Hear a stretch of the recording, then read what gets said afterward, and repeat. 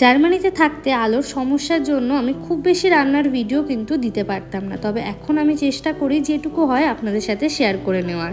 আর এদিকে দেখুন চিনিটা কি দারুণভাবে ক্যারামেলাইজ হয়ে গেছে। এবারে আমি এর মধ্যে দিয়ে নেব আগে থেকে চপ করে রাখা পেঁয়াজ কুচিটা।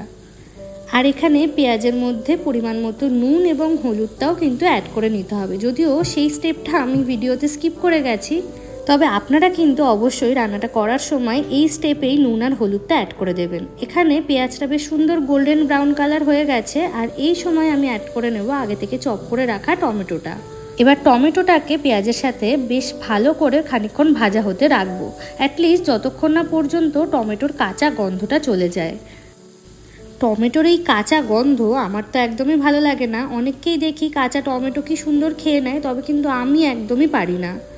টমেটো আর পেঁয়াজটা বেশ ভালো মতো মজে আসলে তার মধ্যে অ্যাড করে নেব আগে থেকে যে পেঁয়াজ রসুন আদা সব কিছুর একটা পেস্ট করে রেখেছিলাম, সেই পেস্টটি।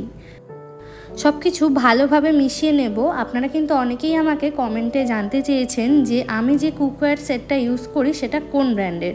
তো ইউএসএতে একটা ব্র্যান্ড আছে ক্যারট বলে, যেটা কিন্তু বেশ পপুলার, হয়তো আপনারা অনেকেই এর নাম আগে শুনেছেন। তো সেই ব্র্যান্ডেরই আর কি এই পুরো কুকওয়্যারের সেটটা। এখানে কিন্তু আমি বেশ কিছু মশলা অ্যাড করেছি, যেমন কিনা ধনে গুঁড়ো, জিরে গুঁড়ো এবং কাশ্মীরি লঙ্কার গুঁড়ো।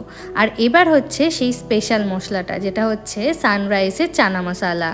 এই মশলাটা আমার ইন্ডিয়া থেকেই আনা। ইউএসএতে সব জিনিস পাওয়া গেলেও এই সানরাইজের মশলা কিন্তু আমি কোথাও দেখিনি।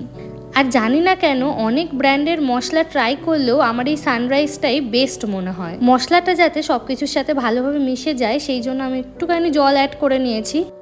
আর সমস্ত কিছু ভালোভাবে কষে আসলেই আগে থেকে সিদ্ধ করে রাখা কাবলি ছোলাটা আমি কিন্তু এই মশলার মধ্যে দিয়ে নিয়েছি। এই দেশি ব্রাদার্সে যে কাবলি ছোলাগুলো পাওয়া যায় সেগুলোর কোয়ালিটি কিন্তু ভীষণই ভালো। এর আগে জার্মানিতেও আমরা এরকম চানা মশলা বানাতাম, তবে কাবলি ছোলাগুলো ওখানে বেশ ছোট ছোট ছিল। এই যে কাবলি চানাটা ভালোভাবে একটু মশলার সাথে মিশে আসার পরেই আমি এখানে আগে থেকে ভেজে রাখা পনিরগুলো অ্যাড করে নিয়েছি।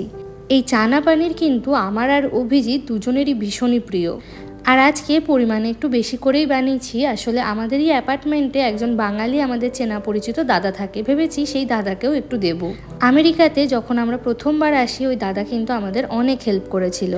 ব্যাস সব কিছু হয়ে গেছে। গ্যাসের ফ্লেমটা একদম লো করে দিয়ে এটা বেশ খানিকক্ষণ ধরে ফোটাবো। আর নামানোর আগে এখানে আমি অ্যাড করে নিচ্ছি একটু পরিমাণ মতো কাসুরি মেথি।